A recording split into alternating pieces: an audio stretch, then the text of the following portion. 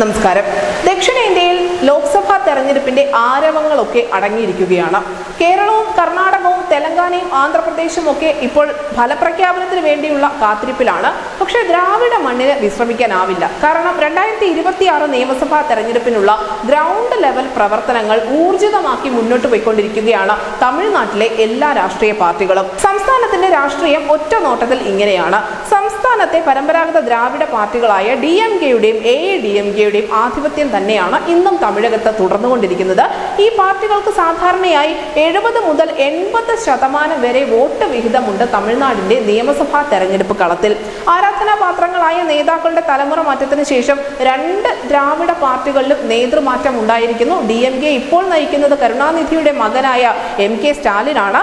അതേസമയം തന്നെ ജയലളിതയുടെ മരണശേഷം ആഭ്യന്തര കലഹങ്ങൾ വിട്ടൊഴിഞ്ഞിട്ടില്ല അണ്ണാ DMK. നേതൃസ്ഥാനത്തുള്ള വിടവ് ഇനിയും നികത്താൻ അവർക്ക് സാധിച്ചിട്ടുമില്ല. ശശികലയും ദിനകരനും എടപ്പാടി പളനിസ്വാമിയും O പനീർസെൽവവും എല്ലാം പാർട്ടിയെ കൈപ്പിടിയിലാക്കാൻ ശ്രമിച്ചു എങ്കിൽ പോലും ആർക്കും സ്ഥാനമുറപ്പിക്കാൻ സാധിച്ചിരുന്നില്ല. നിലവിൽ എടപ്പാടിയാണ് പാർട്ടിയുടെ ജനറൽ സെക്രട്ടറി. എന്നിരുന്നാലും അതിനുള്ളിൽ ആഭ്യന്തര തർക്കങ്ങളും അധികാര തർക്കങ്ങളും ഒക്കെ വളരെ രൂക്ഷമായി തന്നെ തുടരുന്നുണ്ട്. DMKയും AADMKയും കഴിഞ്ഞാൽ മൂന്നാമത്തെ പേര് BJPയുടേത് തന്നെയാണ്. തമിഴ്നാട്ടിൽ കാലുറപ്പിക്കാൻ BJP ശ്രമിച്ചുകൊണ്ടിരിക്കുന്ന ഒരു കാലഘട്ടമാണിത്. പണ്ട് BJP പുലർത്തിക്കൊണ്ട് വന്നിരുന്ന ദേശീയ അജണ്ടയും ഹിന്ദി ഭാഷാ പ്രേമവും പലപ്പോഴും തമിഴ്നാടിന്റെ ശക്തമായ പ്രാദേശിക സ്വത്വവും തമിഴ് ഭാഷയുമായുള്ള ഏറ്റുമുട്ടലുകൾക്കൊക്കെ കാരണമായിട്ടുണ്ടായിരുന്നു. ഹിന്ദി വിരുദ്ധ കലാപത്തിന് പോലും കൊടിപിടിച്ചിറങ്ങിയ നാടാണ് ദ്രാവിഡ മണ്ണ് എന്ന കാര്യം ഓർമ്മിക്കേണ്ടതുണ്ട്. പക്ഷേ സംസ്ഥാനത്തിന്റെ സ്വഭാവം അറിഞ്ഞു തന്നെയാണ് ഇപ്പോൾ പാർട്ടിയുടെ അധ്യക്ഷനായ അണ്ണാമലൈ മുന്നോട്ട് പോകുന്നത്. എന്തിനും ഏതിനും പിന്തുണയുമായി മോദി അണ്ണാമലയ്ക്കൊപ്പമുണ്ട് എന്ന കാര്യവും വ്യക്തമാണ്. അണ്ണാമലയുമായി ഉണ്ടായ അഭിപ്രായ വ്യത്യാസങ്ങൾക്കൊടുവിൽ AADMK NDAയിൽ നിന്നും പുറത്തു പോയതിനു ശേഷമുള്ള ലോക്സഭാ തെരഞ്ഞെടുപ്പിന്റെ ഫലങ്ങൾ അത് തീർച്ചയായും നിയമസഭാ തെരഞ്ഞെടുപ്പിലെ സഖ്യ നീക്കങ്ങളെ കാര്യമായി സ്വാധീനിക്കും എന്ന് ഉറപ്പുള്ളതാണ്. ഇതിനിടയിൽ അധികമാരും ശ്രദ്ധിക്കാതെ പോയ ഒരു കാര്യമുണ്ട്. അണ്ണാ DMK ലോക്സഭാ തെരഞ്ഞെടുപ്പിനെ നേരിട്ടത് വലിയ വാഗ്ദാനങ്ങളോ അല്ലെങ്കിൽ രഹസ്യ തന്ത്രങ്ങളോ കൊട്ടിഘോഷിച്ചുള്ള പ്രചരണങ്ങളോ ഒന്നും കൂടാതെയാണ്.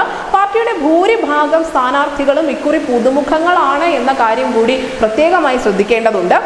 ലോക്സഭാ തെരഞ്ഞെടുപ്പിൽ ഉണ്ടാക്കേണ്ട വിജയമല്ല, മറിച്ച് 2026 നിയമസഭാ തെരഞ്ഞെടുപ്പിലൂടെ സംസ്ഥാനത്തിന്റെ അധികാരം തിരികെ പിടിക്കാൻ തന്നെയാണ് അണ്ണാ DMK കളത്തിലിറങ്ങിയിരിക്കുന്നത്. BJP വിരുദ്ധ നിലപാടിൽ തങ്ങൾ ഉറച്ചു നിൽക്കുകയാണ് എന്നുള്ള ഒരു ധാരണ അത് മറ്റ് പാർട്ടികൾക്കിടയിലും അതിനോടൊപ്പം ജനങ്ങൾക്കിടയിലും ശക്തമാക്കേണ്ടതുണ്ട്. അത്തരത്തിലുള്ള ഒരു വികാരം കെട്ടിപ്പടുക്കേണ്ടതുണ്ട്. ഇതിലൂടെ നിയമസഭാ തെരഞ്ഞെടുപ്പ് അടുക്കുമ്പോഴേക്കും കൂടുതൽ സഖ്യകക്ഷികൾ തങ്ങൾക്കൊപ്പം എത്തും എന്ന് തന്നെയാണ് AADMK പ്രതീക്ഷിക്കുന്നത്. നിലവിൽ മത്സരിച്ച ഇടങ്ങളിലൊക്കെ കനത്ത പോരാട്ടമാണ് AADMK നേരിട്ടത് എന്നുകൂടി പറയേണ്ടി വരും. 30% വരുന്ന പ്രധാന വോട്ട് ബാങ്കും ഇതിനോടൊപ്പം DMKക്കെതിരായ ഭരണവിരുദ്ധതയും തങ്ങളുടെ നില മെച്ചപ്പെടുത്തുമെന്ന് തന്നെയാണ് അണ്ണാ DMK കരുതുന്നത്. ഈ പ്രതീക്ഷ പക്ഷെ പലയിടങ്ങളിലും തകിടം മറിയാനുള്ള എല്ലാ സാധ്യതകളും തമിഴകത്തുണ്ട്. മാത്രമല്ല ലോക്സഭാ തെരഞ്ഞെടുപ്പിൽ AADMK BJPക്കും പിന്നിലായി 3ാം സ്ഥാനത്തേക്ക് തള്ളപ്പെടും എന്നുകൂടി വിലയിരുത്തലുകളുണ്ട്. ലോക്സഭാ തെരഞ്ഞെടുപ്പിൽ അല്പമെങ്കിലും മെച്ചപ്പെട്ട വിജയം നേടാനായില്ല എങ്കിൽ അത് പാർട്ടിയുടെ പ്രതിച്ഛായയെ വളരെ സാരമായി തന്നെ ബാധിക്കാൻ ഇടയുണ്ട്. അത് മറികടക്കാൻ അണ്ണാ DMK പ്രതീക്ഷ വെച്ച് പുലർത്തുന്നത് കൊങ്കുനാട് മേഖലയാണ്. കാരണം കുറച്ച് സീറ്റുകളെങ്കിലും ഇവിടെ നിന്നും തങ്ങൾക്ക് ലഭിക്കും, തങ്ങളുടെ പരമ്പരാഗത വോട്ട് ബാങ്കുകളുള്ള കൊങ്കുനാട്ടിൽ നിന്നും ലഭിക്കുമെന്നാണ് AADMK പ്രതീക്ഷിക്കുന്നത്. പക്ഷേ ഇത് മുൻകൂട്ടി കണ്ടുകൊണ്ട് തന്നെയാണ് BJP വളരെ തന്ത്രപരമായ നീക്കം തമിഴകത്ത് നടത്തിയത്. അതുകൊണ്ട് തന്നെയാണ് കൊങ്കുനാടിന്റെ ഹൃദയമായ കോയമ്പത്തൂരിൽ തന്നെ BJPയുടെ സംസ്ഥാന അധ്യക്ഷൻ അണ്ണാമലൈ മത്സരത്തിനിറങ്ങിയത്.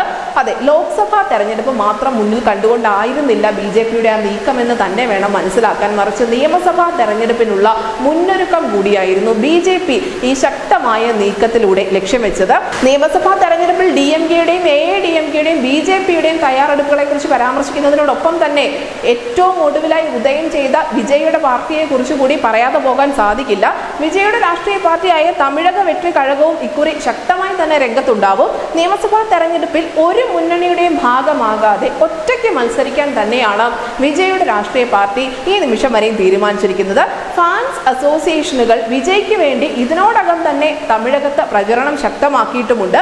ഇതിനു മുൻപ് ഭാഗ്യ പരീക്ഷണം നടത്തി കളം പിടിക്കാതെ പോയ താരങ്ങളുടെ ഗതി തനിക്കുണ്ടാകാതിരിക്കാൻ കൃത്യമായ ഹോംവർക്ക് നടത്തിയ ശേഷമാണ് ദളപതി ഈ നിയമസഭാ തെരഞ്ഞെടുപ്പിന്റെ ഗോതയിലേക്ക് ഇറങ്ങിയിരിക്കുന്നത്.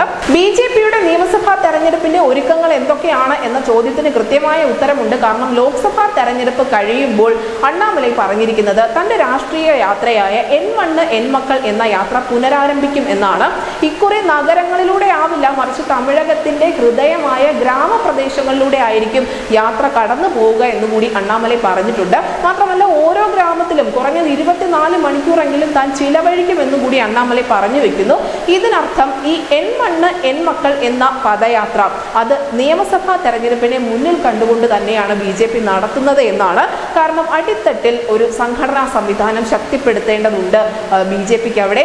ഇതിനിടയിൽ DMKക്ക് സംഭവിച്ചുകൊണ്ടിരിക്കുന്ന അധപ്പതനം കൂടി നമ്മൾ മനസ്സിലാക്കേണ്ടതുണ്ട്. കേരളത്തിലെ CPMനേക്കാളൊക്കെ ഉറച്ച സംഘടനാ സംവിധാനം ഉണ്ടായിരുന്ന DMKക്ക് ഇപ്പോൾ സംസ്ഥാനത്ത് അടിത്തട്ടിൽ അത്ര കണ്ട് ശക്തമായ നേതാക്കളോ പ്രവർത്തകരോ ഒന്നും തന്നെ ഇല്ല.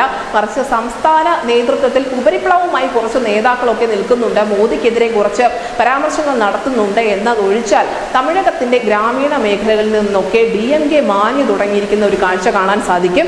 ഇവിടേക്കാണ് എൻ മണ്ണ് എൻ മക്കൾ യാത്രയുമായി അണ്ണാമലൈ കടന്നു ചെല്ലാൻ ഉദ്ദേശിക്കുന്നത്.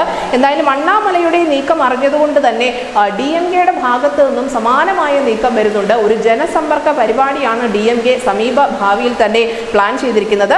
ജൂലൈ 15-ാം തീയതി മുതൽ സെപ്റ്റംബർ 15-ാം തീയതി വരെ മക്കളുടെ മുതൽവർ എന്ന ജനസമ്പർക്ക പരിപാടിയുമായി സ്റ്റാലിൻ ജനങ്ങൾക്കിടയിലേക്ക് ഇറങ്ങാൻ പോവുകയാണ്.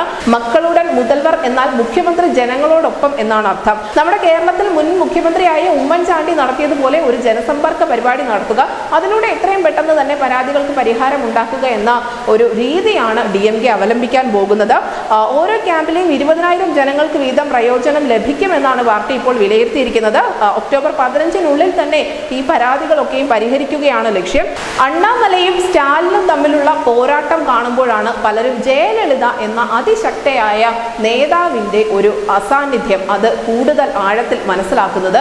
കാരണം ജയലളിത ഉണ്ടായിരുന്നുവെങ്കിൽ DMKയും AADMKയും തമ്മിൽ യുദ്ധം ആരംഭിക്കേണ്ട ഇടത്താണ് ഇപ്പോൾ അത് DMK വേഴ്സസ് BJP എന്നുള്ള പേരായി മാറിയിരിക്കുന്നത്.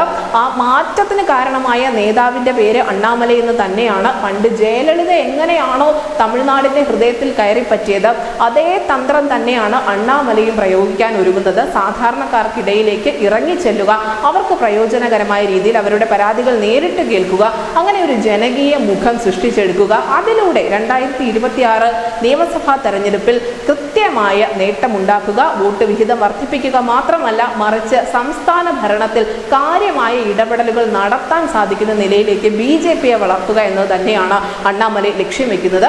നിലവിൽ എന്തായാലും തമിഴ്നാട്ടിലെ രാഷ്ട്രീയ പാർട്ടികൾ എല്ലാവരും തന്നെ നിയമസഭാ തെരഞ്ഞെടുപ്പിനുള്ള ഒരുക്കങ്ങൾ ആരംഭിച്ചിട്ടുണ്ട്.